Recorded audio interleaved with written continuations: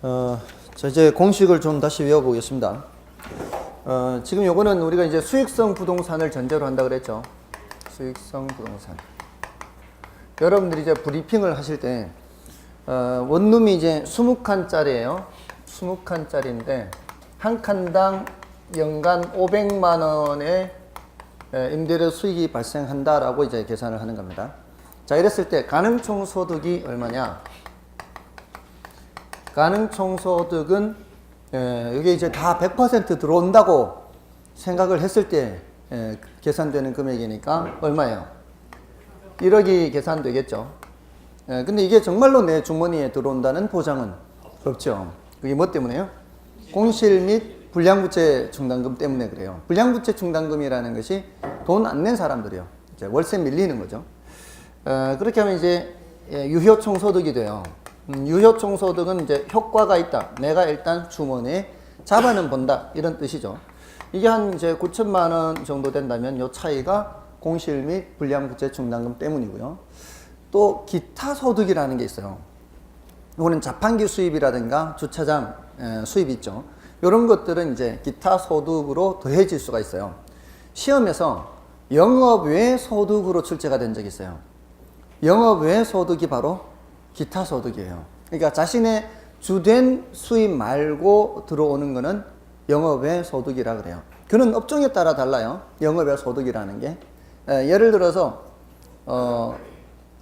이렇게 이제 임대료 수입, 이제 임대부동산에서 발생하는 요 돈을 잠깐 동안 어디 이제 예금에 넣어놨는데 그 예금 이자가 붙었어요. 그 예금 이자가 붙은 거는 기타 소득이 되는 거예요. 근데 은행 입장에서 대출 이자 있죠. 은행 입장에서 대출해주면은 차입자들이 이자를 내잖아요. 은행 입장에서 이자는 무슨 소득이에요? 은행 입장에서 대출 이자 소득은 영업소득이에요. 걔네들은 원래 하는 일이 돈놀이 아니에요. 뭔 뜻인지 아시겠어요? 은행 입장에서 이자 수입은 무슨 수입이에요? 그럼 영업 수입이에요. 걔네들은. 수수료 수입이 뭐예요? 걔네들이? 기타서 영업 외 수입이에요. 걔네 수수료는 영업 외 수입이에요. 거의. 근데 수수료가 한때는 너무 많아가지고 배보다 배꼽이 더 크다 뭐 딴 데 신경 쓴다 뭐 이런 비판을 많이 받았거든요. 영업 외 소득이 많으면 이제 이상한 일을 하는 거나 다름없잖아요. 그런 식입니다. 그러니까 기타 소득이라고 하는 것은 본업 외에 발생하는 소득은 전부 다 기타 소득이 되는 거예요. 됐죠? 자, 그러면은 이제 그런 것들이 이제 더해져서 얘가 될 수도 있어요. 오늘 좀 이따 말씀을 드리고요. 자, 근데 여기서부터 이제 세 단계로 빼라 그랬죠. 경비 빼고, 빚 갚고, 세금 내고. 그럼 영업 경비예요, 영업 경비. 제일 먼저 빼야 되는 게 영업 경비라 그랬죠. 경비 빼면은 무슨 소득? 순영업 소득 이렇게 돼요. 자, 여기 한 7천이라고 치고요. 그다음에 경비 빼고 나면 이제 뭐를 갚을 여력이 생기는 거예요? 빚을 갚을 여력이 생기는 거예요. 그 빚을 갚으면 세전 현금 수지 또는 세전 현금 흐름이라고 할 수도 있어요. 자, 여기 이제 3천 정도 됐다고 칠게요. 세전 현금 수지 또는 세전 현금 흐름. 자, 여기서 뭐를 내야 돼요? 세금을 내야 되죠. 그럼 뭐가 남는 거예요? 세후 현금 수지. 자, 투자자가 제일 관심 있는 게 뭘까요? 이 중에서. 네, 세후 현금 수지가 제일 관심 있는 거겠죠. 왜냐면은 내가 처음에 투자할 때는 생돈 나갔잖아요. 나간 돈하고 들어온 돈하고 비교해야 되니까 최종적으로 내 주머니에 들어온 돈하고 비교해야 되니까 세후현금 수지가 제일 이제 중요하겠죠. 투자자 입장에서는. 근데 이거 계산하려면 한참을 내려가야 되죠.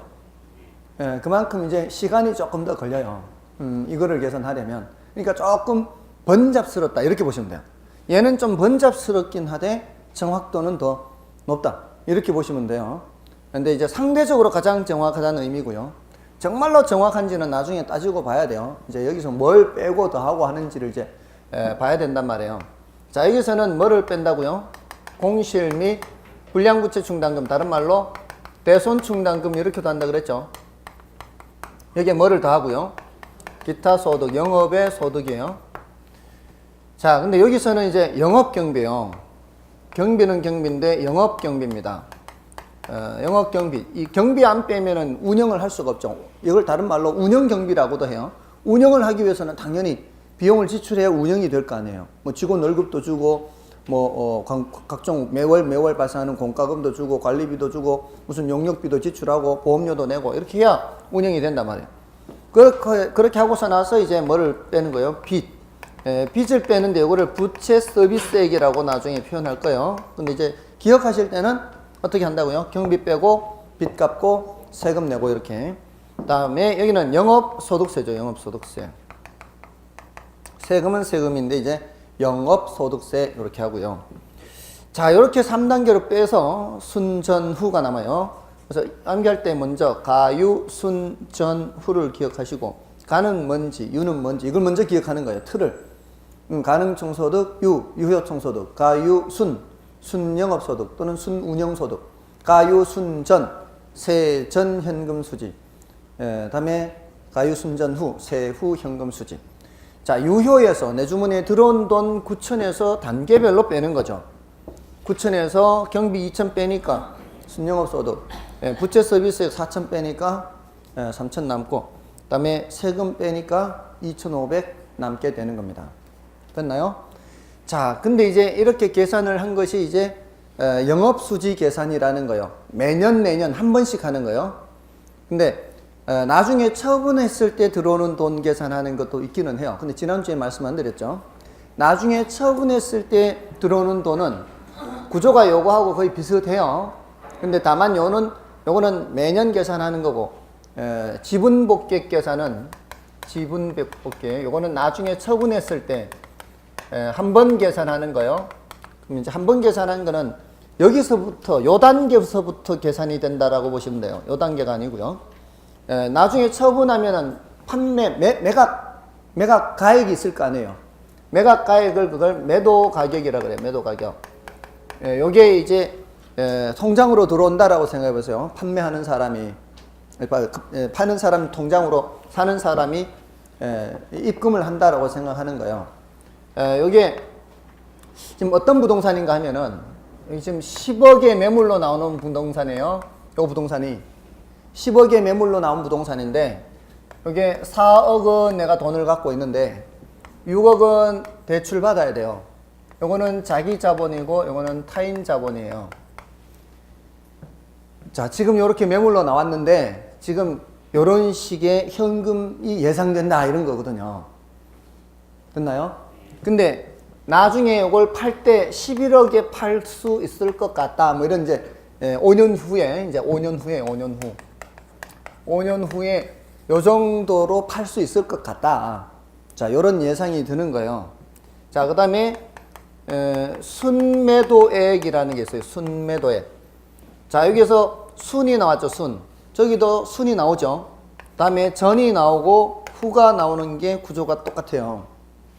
그러면 여기에서 여기 내려갈 때는 마찬가지로 경비 빼고요. 여기도 빚을 갚고요. 여기도 세금을 내요. 순전후 요 순서가 경비 빼고 빚 갚고 세금 내고 요 순서하고 같아요. 경비 빼고 빚 갚고 세금 내고 요 순서대로.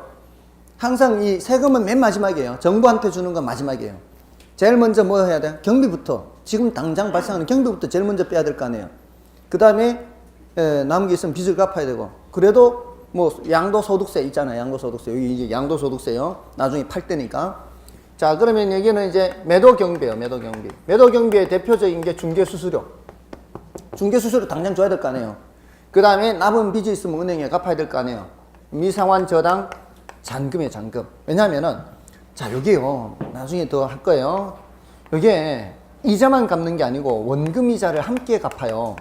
요걸 주의를 해야 돼요. 나중에도 또 강조해서 말씀을 드릴 거예요. 이거는 자, 이자만 갚는 게 아니고 원금 이자를 같이 갚아 나가는 거예요. 그러면 이제 그 은행에 이제 원리금을 함께 상환하는 것으로 대출받는 걸 전제로 하는 거예요. 그럼 매달 원금 이자 계속한 걸 1년 단위로 계산을 하면은 이자 말고도 어느 정도는 원금을 갚을 거 아니에요. 6억 빌렸지 않습니까? 6억 빌렸는데 이걸 5년간 운영을 하는 과정에서 원금이자 갚으면 어느 정도는 갚았을 거 아니에요. 그럼 이때 다 못 갚은 빚이 바로 잔금이에요. 잔금. 다 못 갚은 빚. 그걸 이때 갚아야 될 거 아니에요. 자, 이 매도경비를 한 1,000만 원 잡아볼까요? 매도경비 1,000만 원 잡으면 순매도액이 얼마 될까요? 10억 9천이요. 10억 9천. 10억 9천. 자, 그러면 잔금이 얼마 정도 될까요? 잔금을 얼마 정도 계산하면 될까요? 한 5억 4천 잡을게요. 6억. 5억 잡을거 5억. 1년에 한 2천 갚았, 1년에 2천 못 갚는데. 5년간 2천 갚았다 칠게요. 왜냐면 이게 만만치 않아요. 볼게요. 이게 6%라고 해볼게요. 6%. 6%. 1년에 6%예요. 이자가. 그러면 66이 36, 3,600이죠. 이자만 얼마예요? 이자만 3,600이에요. 근데 여기서 내려갈 때 지금 얼마 뺐어요? 4,000 뺐죠. 이자만 3,600인데 이거 뺀 게 얼마밖에 안 뺐어요? 4,000밖에 안 뺐기 때문에 원금 갚은 거 얼마밖에 안 돼요? 400밖에 안 돼요. 이런 식으로 5년 갚아봐야 얼마 못 갚아요, 사실은. 거의 대부분 이자만 갚는 거예요. 지금 숫자로 보니까 확 드러나죠, 이게. 6% 이자가 그렇게 뭐 아주 비싼 이자는 아니잖아요. 그러니까 이 정도라니까요. 현실이. 10억짜리 물건 사가지고 이렇게 한 칸에 1년에 500만 원이면 한 칸당 한 40만 원 정도, 40 몇만 원 나올 거 아니에요. 예, 그런 20칸짜리 내가 내 돈 4억 가지고 은행에 6% 이자로 6억 빌려가지고 이렇게 하면은 사실 얼마 안 남아요. 이게 2,500밖에 안 남아요. 그죠? 이게 다 머릿속으로 대충 어느 정도는 현실에 근접하게 숫자 만든 거예요, 사실은. 현실에. 근데 이게 경비를 조금 많이 잡았을 수는 있어요. 경비를 지금 2천 잡았죠. 예, 경비 2천 잡은 거는 조금 많이 잡은 거일 수 있어요. 이 수익성 부동산이라 해도 주거용의 경우에는 경비가 이렇게 많이 발생하지는 않을 수 있어요. 근데 뭘 고려해야 되는가 하면은 그 원룸 주택에 들어가는 풀옵션 있죠. 이거 주기적으로 뭐 해줘야 돼요? 교체해줘야 되죠, 이거를. 그 교체하는 걸 생각한다면은 이 정도 경비는 잡아줘야 되거든요. 그죠? 왜냐면 이게 순수히 내가 번가라고 하면 안 되거든요. 수시로 이걸 해야 계속 방을 채워서 손님을 받을 거 아니에요. 예, 그러니까 어느 정도는 이렇게 감안을 해야 된단 말이죠. 그죠? 자, 그러니까 그냥 언뜻 보셨을 때 여러분들이 만약에 이런 물건이 이제 나왔다고 중개사가, 제가 중개사예요. 여러분한테 이제 브리핑하는 거예요. 여러분이 사장님이에요. 자, 사장님 이거 하실래요? 괜찮지 않나요? 어떻게 하시겠어요? 안 해요. 안 해요. 안 해요. 안 해요. 다 안 해요? 이러면 안 된다 그랬죠, 수업할 때는. 누구는 하나는 해야 된다고요. 하세요. 네, 하세요. 이 사람이 현명해요. 굉장히 현명한 거예요. 현명한 사람이에요. 자, 내 돈 얼마 들어갔어요? 4억 들어갔죠. 세금까지 다 내고 나중에 2,500 나왔죠. 몇 프로예요? 6.25%예요. 내 돈 얼마 들어갔어요? 4억 들어갔다고요. 지금 여러분은 지금 10억 들어갔다고 생각했죠? 내 돈은 4억밖에 안 들어간 거예요. 지금 여기에서 더 바랜다는 거는 이제 머리 벗겨질 일이에요. 그렇지 않나요? 지금 4억으로 얼마 버는 거예요? 2,500 버는 셈이에요. 그럼 6.25% 세금 다 내고 세후가 6.25%예요. 세후가. 거기에다가 지금 여기에 4천 빠지죠? 4천 빠지는데 66이 36이면은 3,600이 이자고 400만 원은 원금 갚는 거죠. 400만 원은 원금 갚는 만큼은 사실상은 내가 버는 돈이거든요. 그것까지 따지면은 4억에 400만 원은 원금 갚는 거, 요거는 나중에 내가 덜 갚아도 되잖아요. 어때? 덜 갚아도 되는 만큼은 사실상은 버는 거라고요. 맞나요? 그렇게 치면은 1%를 더 올려야 돼요. 몇 프로 버는 거요? 7.25% 버는 거예요. 맞죠? 그러다가, 자, 이제 요거는 이제 아직 말씀을 안 드렸었는데, 나중에 얼마 팔 것이 예상이 돼요? 11억 팔 것이 예상되죠? 10억이 11억 됐죠? 설령 내가 원금을 하나도 못 갚아도, 10억이 11억 된 그 1억은 다 누구 거? 다 내 거예요, 다 내 거. 그럼 1년에 얼마씩 더 계산해야 돼요? 1년에 2천씩 더 번다고 생각해야죠. 뭔 뜻인지 아시겠어요? 소득, 이득, 임대료 수입 말고도 시세 차익이 있잖아요. 그 시세 차익까지 고려한다면은 훨씬 더 유리한 거죠. 근데 앞으로 브리핑할 때 이거는 안 해요. 이것까지는 미래를 예측하기가 너무 어렵죠. 너무 불분명하고, 이거는 지금 당장 매달 임대료 수익 발생하는 것을 근거로 해서 앞으로 이 정도는 되겠습니다라고 브리핑을 하는 것이기 때문에 이걸로 브리핑하지 않는단 말이에요. 하는 건 이걸 하고 이거는 플러스 알파로 해야 돼. 플러스 알파로. 그러니까 이 지역이 앞으로 계속 인구가 증가할 지역이다. 그래서 앞으로 올라가면 올라갔지. 최소한 떨어지지는 않는다. 뭐 이런 식으로 이제 플러스 알파로 브리핑할 때는 이걸로 하면 되는데 대부분은 그냥 수익성 부동산은 이걸로 한단 말이에요. 자, 이걸로 할 때, 자, 보세요. 자, 지금 뭘 하는 거야? 이제 투자 분석 기법을 적용하는 거예요, 지금. 자, 사장님, 이거 사시면 1억 벌어요, 1억. 10%요, 10%. 이렇게 브리핑 하실래요? 아니면 사장님, 9%예요, 9%. 이걸로 하실래요? 사장님, 7%예요. 3%예요. 2.5% 이렇게 어떻게 하실래요? 말로는 그냥 10%입니다, 사장님. 이렇게? 이건 다 얘기도 안 하고 경비도 빼고 다 빼고 2.5% 이렇게요? 그러면은 누가 하려고 그러겠어요? 사장님 2.5%인데 하실래요? 이렇게. 자, 지금 제가 말씀드린 게 바로 일종의 수익률이거든요. 수익률을 지금 말씀드린 거예요. 근데 그 수익률이라는 게 여기 가능총소득이나 유효총소득, 자, 여기는 아직 경비를 빼지 않은 상태죠. 빼지 않은 상태에서 몇 프로다라고 얘기하는 거는 대략 잡은 수익률을 얘기할 때는 그렇게 할 수 있어요. 대략 잡은 수익률. 그렇죠? 10%입니다. 9%입니다. 근데 여기 실무에서는 좀 다를 수가 있어요. 실무에서는 경비가 거의 발생 안 하는 경우도 많아요.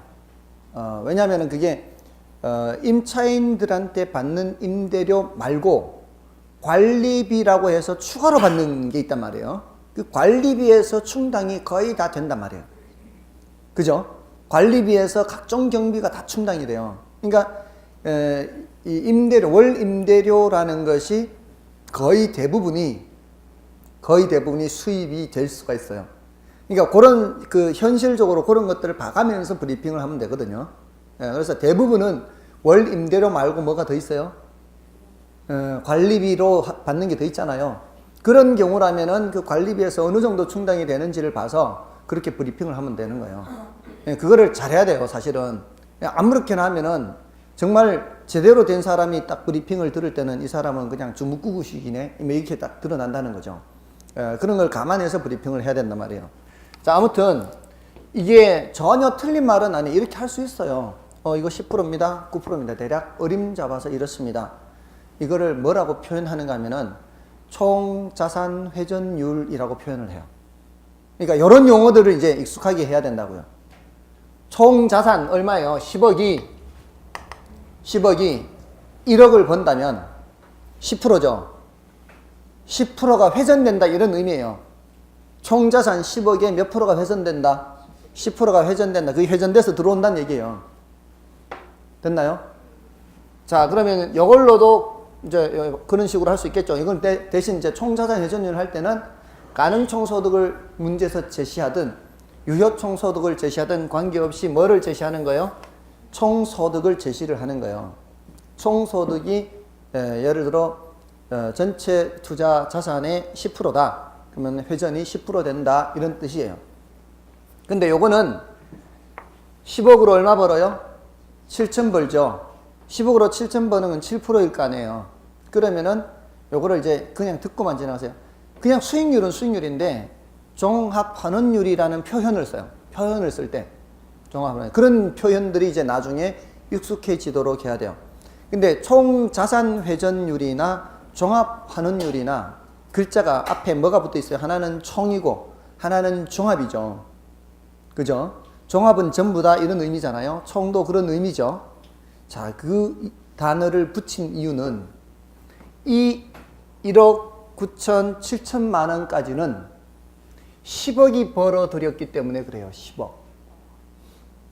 10억이 벌어들였는 돈이 여기까지. 자, 근데 아까 누가 2.5% 이렇게 말씀하셨죠? 3%, 2.5% 이러면 안 되는 거예요.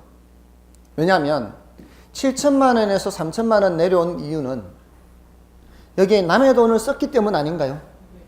남의 돈을 안 썼더라면 이게 그대로 밑으로 내려와야 돼요. 맞죠? 요 4천만 원은 누구한테 준 거예요? 은행한테 요 6억을 썼기 때문에 이쪽으로 4천이 간 거예요. 맞나요? 그러면 10억이 7천만 원 벌었는데 요 7천만 원을 6억 된 은행한테 4천 주고 4억 된 나한테 3천이 떨어진 거예요. 7천이 이렇게 4천, 3천 갈라졌죠? 요거는 6억한테 간 거고 3천은 4억한테 왔죠? 그럼 이 3천은 10억이 번 것이 아니라 4억이 벌었단 말이에요. 4억이. 뭔 말인지 아시겠죠? 자, 그러니까 이쪽으로 오면은 총이나 종합이라는 단어를 쓰면은 안 돼요. 총이나 종합이라는 단어를 쓰려면 여기까지만 써야 돼요. 뭔 뜻인지 아시겠죠? 자, 그러니까 이 용어를, 이름을 붙일 때는 다 거기에 이유가 있어요. 조금씩 생각하면은. 그러니까 무작정 많다고 어려워하지 마시고 그 총 또는 종합, 지분 이런 단어를 붙일 때는 다 이유가 있단 말이에요. 그걸 생각하면서 기억하면은 용어들이 구분이 돼요. 이렇게 제자리를 찾아갈 수가 있어요. 근데 그냥 막연히 많다라고만 생각하고 어렵게 하면 이게 헷갈릴 수 있는 거죠. 됐나요? 자, 그러면 요 두 개 단어에만 여기까지만 총이나 종합 이런 단어가 나오는 거고, 자, 그럼 여기는 이제 요 놈이죠. 요 놈, 4억. 자기 자본을 다른 말로 뭐라고 한다고 했어요? 지분이라고 한다고 했어요. 지분. 예, 그래서 지금 3천만 원은 얼마가 벌었다고요? 4억이. 그러면 4억 분의 3천만 원 이렇게 계산을 해요. 4억이 3천만 원 번 거예요. 10억이 3천만 원 번 게 아니고 10억이 3천만 원 벌었으면 3%밖에 안 되겠지만 4억이 3천만 원 벌었으면 4분의 3이에요. 4분의 3. 4분의 3과 관련된 숫자예요. 그러니까 숫자를 계산할 때 4억분의 3천 이게 계산이 어렵다 이렇게 생각하지 말고 그냥 4하고 3이네 이렇게 4억분의 3, 3억이든 3천이든 그럼 4분의 3하면 75%죠. 근데 75%는 아니잖아요. 3천이 3억이라야 75%니까 7.5%라니 7.5%. 그러니까 꼭 자릿수만 바꾸면 되는 거예요. 자릿수만. 그렇게 계산하면은 어렵지 않아요. 계산이. 암산으로도 어느 정도 돼. 우리 시험에는 어려운 숫자가 잘 안 나옵니다. 자, 그러면 7.5% 대략 나오죠? 그러니까 7.5%라고 해야 되는 거예요. 7.5%. 7.5%. 근데 아까 이거는 4억이 2,500 번 거죠. 4억이 2,500 번 거는 6.25%라고 말씀드렸잖아요. 밑으로 내려갈수록 퍼센트가 낮아질 수밖에 없죠. 이거 자꾸 빼니까. 맞나요? 그러면 자, 여러분들은 브리핑할 때 뭘 기준으로 브리핑을 해야 될까요? 그러니까 이거 이제 요거를 함께 봐서 총소득으로 보고요. 총소득을 기준으로 해서 브리핑 하실래요? 순영업소득을 기준으로 브리핑 하실래요? 세전현금 수지를 기준으로 브리핑 하실래요? 세후현금 수지를 기준으로 브리핑 하실래요? 세전. 왜? 대출을 끼고 구매를 할 테니까. 그렇죠. 대출을 안고 했기 때문에 이걸로 하면은 남의 돈 사용 이자율에 따라서 실제 내가 버는 거는 달라질 수 있죠. 지뢰효과. 남의 돈을 얼마나 싸게 빌렸느냐에 따라서 내 자본 수익률이 달라질 수 있죠. 그러니까 위로 하는 것보다는 아래로 하는 게 나아요. 대체로는 부동산 수익률보다는 이자율이 싸게 대출받을 수 있어요. 대부분의 경우. 그 부동산 수익률보다는 싼 이자로 대출받을 수 있는 게 보통이라고요. 그러면은 나한테 뭐가 발생해요? 지분 수익률, 지렛대 효과가 정의 지뢰가 발생하는 게 보통이에요. 그러면은 총 자본 수익률로 말하는 여기도 지금 그런 상황이죠. 지금 여기는 7%가 나오잖아요. 10억으로는 7% 나오죠. 근데 4억으로는 7.5% 나오지 않습니까? 거기에다가 실무에는 요거를 이자만 뺀단 말이에요. 실무에서는. 왜? 원금 상환도 내가 번 거니까 사실상은 8.5%입니다. 이렇게 얘기할 수 있다고요. 여기 4천 빼지 않습니까? 지금 4천을 빼서 3천 된 거 아니에요. 근데 요 4천 중에는 이자가 얼마예요? 3,600이 이자니까 400은 내가 번 거나 다름없거든요. 근데 이론적으로 할 때는 이렇게 뺀다고. 이걸 주의를 해야 된다고요. 근데 실무에서는 뭐만 뺀다? 3,600만 뺀다고요. 3,600만 빼면 여기가 3,400이 된다고요. 뭔 뜻인지 아시겠어요? 그러면은 실제로는 4억이 3천을 번 게 아니라 4억이 3,400을 번 거거든요. 그러면은 8.5%가 나온단 말이에요. 자, 아까 누가 안 한다 그랬어요? 이렇게 괜찮은 거를. 다 안 한다 그랬죠? 한 분만, 그것도 제가 하라고 해서 한 거예요. 지금 상황에서는 8.5%면 엄청난, 지금 이거 시세 차익을, 이걸 빼고도. 자, 근데, 그러면 왜 세후연금 수지로 브리핑하지 않고 세전연금 수지로 브리핑을 할까요? 그 이유는, 이제 투자자가 그럴 수 있죠. 아니, 당신 이거는 얼마 되지도 않는데 왜 이게 나한테 과장해서 이 브리핑을 하느냐. 그럴 때는 할 말이 있어야 될 거 아니에요. 사장님이 은행에 돈을 넣어도 그 이자가 세금을 내기 전이에요? 세금을 내고 난 후에요? 이렇게 물어보세요. 세전이죠, 다. 은행 이자 1.5%, 2% 하는 게 정기예금은 다 세전이죠. 그러니까 그걸 따져야죠. 사장님이 뭘 하더라도 대부분은 세전입니다. 아직 세금을 내기 전에 수익률이니까 다른 수익률하고 이거 수익률 비교할 때는 다른 수익률이 세전이면 이것도 세전으로 비교해야 되죠. 이렇게 해야 되죠. 뭔 뜻인지 아시겠죠? 그러니까 은행에 예금을 했을 때 1.5%밖에 안 되는데 이자가 인플레가 더 발생해버리면 어떻게 해요? 실질적으로는 마이너스 이자율과 똑같아요. 1억을 예금을 했는데 1.5%의 인플레가 발생하면은 1년 전에 1억으로 살 수 있었던 거를 1억 150으로 살 수 있다는 얘기잖아요.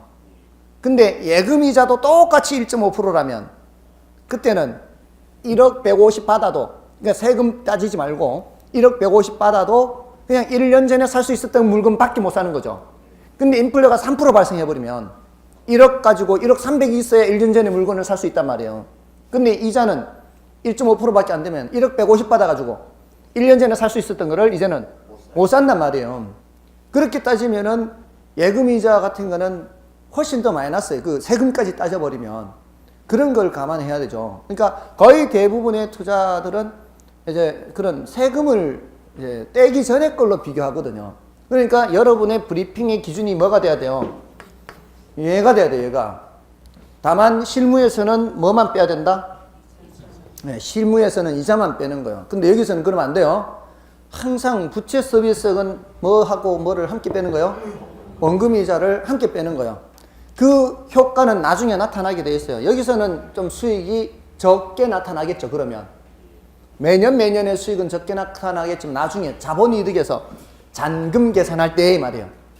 잔금 계산할 때 그동안에 갚았던 거는 이때는 이제 안 갚아도 되니까 그만큼 이제 여기서 수익률이 높게 나타나게 돼 있어요. 근데 요거까지 하면은 더 정확한데 보통은 요거를 안 하기 때문에 실무에서는 요걸 빼고 계산하라 이 말이에요. 됐나요? 자, 지금 어디까지 했는가 하면은 아까 이거 총자산 회전 총자 붙어 있었죠? 10억으로 버는 거죠. 종합환원율이라고 표현했죠. 종합이라는 단어 붙어 있었죠. 이것도 얼마하고 비교하는 거예요? 10억하고 비교하는 거죠. 근데 이거 3,000이나 2,500은 뭐하고 비교해야 돼요? 4억하고 비교해야 되죠. 자, 그 10억을 총투자액이라고 말을 해요. 총투자액. 4억을 지분투자액이라고 표현을 해요. 아시겠어요? 그러면 지분투자액이라는 단어가 나왔을 때 총소득이라는 단어나 순영업소득이라는 단어가 나올 수 있을까요? 없을까요? 없어요. 지분투자액이라는 말이 나왔을 때 얘네들이 나오면은 안 된다고요. 총투자액이라는 말이 나왔을 때는 세전현금수지나 세후현금수지라는 말이 나오면 안 되는 거예요. 무조건 틀린 거예요.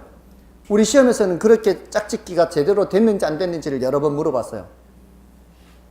지분투자액 했는데 순영업소득이 어떻고 저떻고 이러면은 벌써 틀린 거다 이 말이에요. 짝이 안 맞으니까. 맞나요? 그러니까 그게 그렇게 어렵지 않단 말이에요. 그렇게 이 제자리 찾아갈 자리만 잘 찾으면 된단 말이에요. 자, 됐죠? 자, 그래서 4억이 3천 요걸 뭐라고 하는가 하면은 지분배당률 이렇게 표현해요. 지분배당률 이런 표현들은 그냥 지금은 이렇게 그래서 지분이라는 단어가 들어가는구나. 배당률이라는 얘기는 요 7천을 누구한테 떼고, 은행한테 떼고 누구한테 남는 거, 지분 투자자한테 배당되는 거, 이렇게 했기 때문에 뭐라고 표현하는 거예요? 지분 배당률, 이렇게 표현하는 거예요. 이걸 다른 말로 세전 수익률이라고도 합니다. 세전 수익률이라고도 해요. 얘가 뭐기 때문에? 세전 현금 수지니까. 근데 그 세전 현금, 세전 수익률이라는 말은 시험에 거의 안 나와요. 주로 뭐로 나오는가 하면은 지분 배당률이라고 나와요. 아시겠죠? 다만 나중에 되면은 이제 세전 수익률이라고도 할 수 있겠구나. 그럼 얘를 뭐라고 하느냐? 얘를 세후 수익률이라 그래요. 4억이 얼마 번다? 4억이 2,500 번다. 요거 아까 6.25%를 뭐라고 한다고요? 세후 수익률이에요. 근데 여러분들은 브리핑할 때 뭘 위주로 하라고요? 지분 배당률 또는 세전 수익률 위주로 브리핑을 하시라고요. 됐나요? 자, 지금 제가 방금 말씀드린 게 바로 투자 분석 기법의 수익률법을 말씀드린 거예요. 수익률법. 여러 가지 투자 분석 기법이 있는데, 자, 이 수익률법하고 한 가지 다른 방법이 승수법이 있어요. 수익률법하고 승수법 하는 게 있는데, 지금 요거 하다 말고 이쪽으로 왔는데요. 이거는 이제 아까 잔금 때문에 그랬던 거예요. 잔금이 있으면은 이걸 빼고 세전 지분복귀액 하고요. 지분복귀라 그래, 지분복귀. 나한테 돌아온다 이런 뜻이에요. 그러면 여기 자본이득세라고 표현을 하기도 하고요. 세법에서는 양도소득세 이렇게 해요. 우리 개론에서도 정책론에서는 양도소득세라고 합니다. 그러니까 자본이득세, 양도소득세 같은 말이에요. 자본이득이 시세차익이라 그랬죠. 그 시세차익에서 나타나는 게 양도소득이니까. 그럼 요거는 세후 지분복귀액이요. 요건 뭐 중요도가 좀 낮아서 요거 이제 구조는 똑같다는 거예요. 경비 빼고 빚 갚고 세금 내고 순서대로 순전후 됐고, 이제 우리는 이거 가지고 투자 분석 기법을 적용하는 거야. 이거 가지고. 자, 그 중에서 무슨 법을 했다고요? 수익률법을 했어요. 수익률법. 자, 이게 수익률법이 제일 먼저 총자산 회전율이라는 단어 썼죠. 자, 근데 이 수익률법에 포함시키기도 하고, 이건 나중에 비율 분석법에도 포함시키기도 하는데요. 뭐 이 구분은 별로 중요한 건 아니에요. 다만 총자산 회전율이라는 것은 투자액이 총투자액이 나와야 돼요. 지분투자액이 나와야 돼요. 총투자액이 나와야 되고, 소득은 제일 위에 총소득이 나와야 돼요. 총자 붙어 있는 거는 총자가 다 나와야 돼요. 투자는 총투자액이 나와야 되고, 소득도 총소득이 나와야 돼요. 그거 가지고 이제 비교하는 거예요. 그 다음에 종합환원율이란 단어 했죠. 자, 이런 단어들이 낯설 거예요. 낯선데 총종합, 여기에 일단 포인트를 맞추라고요. 총이든 종합이든 몇 억이 와야 돼요? 10억. 총투자액이 와야 된다 이 말이죠. 됐나요? 그 다음에 지분 뭐예요? 지분 배당률, 이렇게 이걸 다른 말로 세전 수익률이라고도 한다고요. 이제부터는 뭐가 나와야 된다는 뜻이에요. 4억 지분 투자액. 지분이라는 단어가 붙어 있죠. 그 다음에 마지막이 뭐라고요? 세후 수익률. 자, 여기에 우리의 브리핑의 중심은 뭐다? 지분 배당. 이게 브리핑의 중심입니다. 자, 이거를 지렛대 효과와 함께 곁들여서 브리핑을 하면 굉장히 브리핑을 잘 하게 될 겁니다. 자, 아무튼 이게 수익률법인데요. 승수법은 이제 그 접근하는 게 조금 달라요. 이 색다른 면에서 접근을 해요. 근데 어렵지가 않아요. 더 쉬워요, 사실은. 승수법이 더 쉬워요. 어떻게 쉬운가 하면은, 우리가 이렇게 많이들 얘기합니다. 제 와이프도 지난번에, 이 머리방, 저기 가서 한 달 임대 무슨 이제 이야기하다가 한 달 임대료가 500이라는 얘기를 듣고 와가지고는, 이야, 거기 한 달 임대료가 500인 집이라고, 머리 하는데 뭐 몇십만 원이고 막 이런 얘기 하는 거예요. 그러면서 저런 거 하나 장만하려면 얼마 있으면 될까? 막 그러는 거예요. 글쎄, 나도 모르겠는데. 한 번도 생각 안 해봤습니까? 한 달에 500이면 도대체 얼마 정도 사면 그 분양받을까요? 그런 거를. 임대료가 500 발생하면은 1년에 얼마요? 96,000원, 6,000원. 그럼 얼마 정도 가지면은 분양을 받을 수 있을까요? 한 10억 정도? 10억이면은 6%? 10억이면 6%죠. 10억이면 6%. 그러면은 조금 비싼 것 같아요. 그 정도면. 그렇잖아요. 10억에 6%인데 그게, 그 어느 정도의 어떤 공실이나 이런 걸 감안을 좀 하고 해야 될 거 아니에요. 그냥 들은 얘기만 6% 아닙니까? 아무튼 제가 그런 식으로 한 10억 잡아봐라 그러면은 10억 10억 잡아보라 하니까 와이프가 6천만 원 6억 16년 이렇게 계산하고 있어요. 와이프는 생각하는 관점이 달라요. 16년을 계산하고 있어요. 16년. 뭔 계산했을까요, 와이프가? 총 수익 16년 지나야 9억 6천이 들어온다는 얘기예요. 투자 금액을 회수하는데 몇 년 걸리는지를 생각한 거죠. 조금 너무 많이 걸리는데 6억 해봐라. 6억 하면은 6천만 원씩 10년 돼야 회수되는 거죠. 자, 이게 회수되는 기간이 빠를수록 좋아요? 길수록 좋아요? 빠를수록 좋겠죠, 당연히. 자, 그렇게 생각하더라고요, 와이프가. 수익률로 계산한 게 아니라 반대로 투자된 금액이 몇 년 만에 회수되는지를 보는 거예요. 자, 그러면 보세요. 여기서 아까는 10억이 1억 벌었다 그랬죠. 이제는 1억씩 이게 내 주머니에 다 들어온다고 치고 하나도 빠져나가는 게 없다고 치고 1억씩 들어오면은 10억 투자된 금액을 회수하는데 몇 년 걸려요? 10년 걸리는 거예요. 맞나요? 7천만 원씩 들어온다면 이거는 이제 뭐까지 고려한 거 이제 경비까지 고려한 거죠. 예, 경비까지 고려했기 때문에 진짜 거의 어느 정도는 내 주머니에 남는다라고 생각할 수 있는 돈이에요. 그러면 7천만 원씩 10억을 회수하는 거예요? 4억을 회수하는 거예요? 10억을 회수해야 돼요, 얘는. 4억을 회수하면 안 되죠. 그러니까 총투자액이 나와요, 총투자액이. 얘는 몇 년 걸려요, 약? 14점 몇 년이죠? 14년 하면은 9억 8천이에요. 맞나요? 7억 하면 10년이잖아요. 7억 회수하는데 10년 걸린다고. 아직 3억 더 회수해야 되죠. 3억은 4, 7이 28, 2억 8천 한 4년 더 가야 돼요. 그래도 2천 더 해야 된단 말이에요. 맞죠? 그러면은 약 14년 하고도 조금 더 걸려요. 그럼 요거는 몇 년 걸릴까요? 그렇죠. 13점 이렇게 나와야 돼요. 30 몇 년 가면은 내 평생 못 회수해야 하는 거예요. 이 3천으로는 얼마를 회수한다고요? 4억을 회수해야 되는 거예요. 4억을. 뭔 뜻인지 아시겠죠? 이 10억 회수하면 내 죽기 전에 회수가 안 될 수 있어요. 34년 이렇게 되면은. 자, 그러니까 지금 각각의 발생하는 수익으로 투자된 금액을 회수하는데 몇 년 걸리느냐 이렇게 계산할 수 있잖아요. 이렇게 계산하는 게 바로 승수예요. 승수. 승수는 몇 년 걸리느냐 이거 따지는 거예요. 그러면은 자, 제일 먼저 총소득으로 몇 년 걸려요? 가능총소득이면 10년이고요. 유효총소득이면 약 11년이 되겠죠. 근데 이제 그건 문제에서 주는 대로 얘기하면 되니까 우리는 신경 쓸 필요 없이 요거를 뭐라고 하는가 하면은 총소득 승수라 그래요. 총소득 승수는 하면은 번역을 해서 기억하시라고요. 총소득으로 몇 년 걸리나요? 요렇게 생각하시라고요. 총소득 승수는 이렇게 하면은 다시 어떻게 하라고요?